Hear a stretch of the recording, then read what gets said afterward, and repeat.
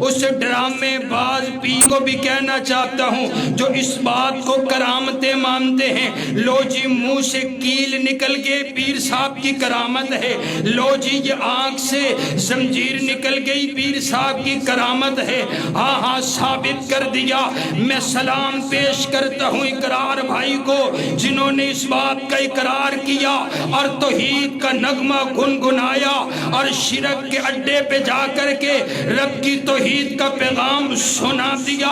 بڑے بڑے لوگ وہ کام نہیں کر سکے جو اقرار بھائی نے کر ڈالا ہے اور بتلایا کہ یہ ٹھگ ہے، یہ ڈرانے باز ہے، یہ پیر کوئی نہیں، یہ اللہ کا ولی کوئی نہیں۔ رب کبریا کی قسم ہے جو اللہ کا ولی ہوتا ہے وہ قرآن پڑھنے والا ہوتا ہے۔ اس کو ایک آیت بھی قرآن کی پڑھنی نہیں آئی ہے، نبی علیہ السلام کی ایک حدیث بھی پڑھنی کوئی نہیں آئی۔ ختم نبوت کا نعرہ لگاتے ہو، ختم نبوت پر ایک آیت تمہیں نہیں آئی، ایک حدیث تمہیں نہیں آئی ہے۔ وہ مرد قلندر، وہ مجاہد انسان، اور بڑی مجلس کے اندر اس نے کہا بتلاؤ تو صحیح پیر صاحب یہ تو شف شف کرتے ہو، پڑھتے کیا ہو؟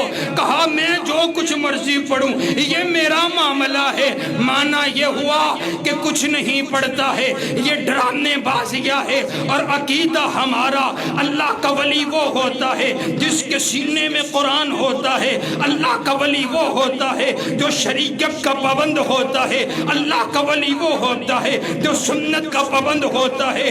یہ رب کے ولی کوئی نہیں ہے، نہ قرآن آئے، نہ حضور کی حدیث آئے، نہ سنت کے مطابق چہرہ ہو، نہ سنت کے مطابق لباس ہو، نہ سنت کے مطابق نماز ہو، نہ سنت کے مطابق تیری ادائیں ہو۔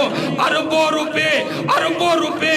روپے کما لیے، سب سے بڑا بزنس پاکستان کے اندر یہی بزنس ہے۔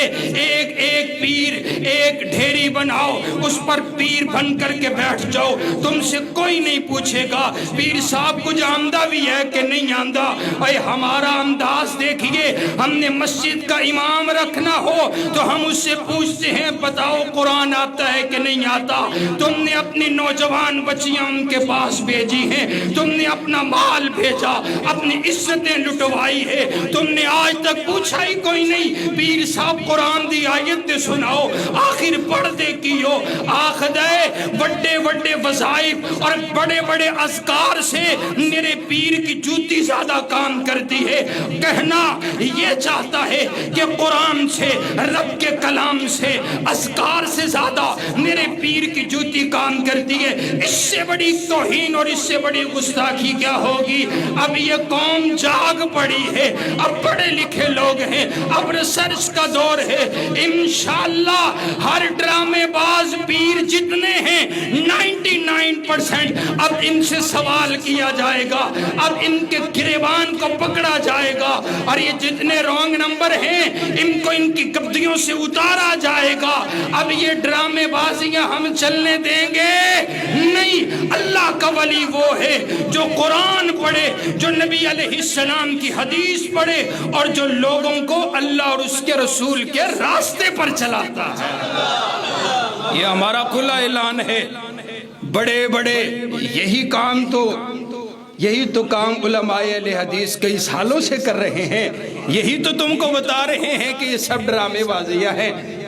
وہی بچی جس سے 4 بار اس نے تو یہی کہا بھی یہ ڈرامے بازیاں ہیں، یہ تو میں نے تمہیں کر کے کرتب دکھا دیے ہیں، یہ بتاؤ پڑھتے کیا ہو؟ اور عجب بلوٹوتھ دم ہے کہ دم ادھر ہو رہا ہے، سپیکر میں ہو رہا ہے، اور ٹیلی فون کے ذریعہ سے، ویڈیو کے ذریعہ سے بندہ انگلینڈ بیٹھا ہے، اتنی بڑی تیز اس کی شف ہے کہ وہ انگلینڈ تک پہنچتی ہے۔ قربان جاؤں، اتنا بڑا مشرک کے عقل پہ پردہ پڑ گیا ہے۔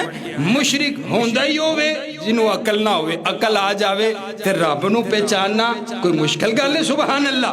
میں نے کہا بابا اللہ نے، کہتا ہے جی میری کرامتیں ہیں، اللہ نے جو نبیوں کو معجزے عطا فرمائے ہیں نا، دیکھیے نبی علیہ السلام کو اللہ نے بڑے معجزے عطا فرمائے، لیکن قرآن سنیے، نبی علیہ السلام فرماتے ہیں قُلْ لَا املک لنفسی نفعا ولا ضرا الا ما شاء اللہ۔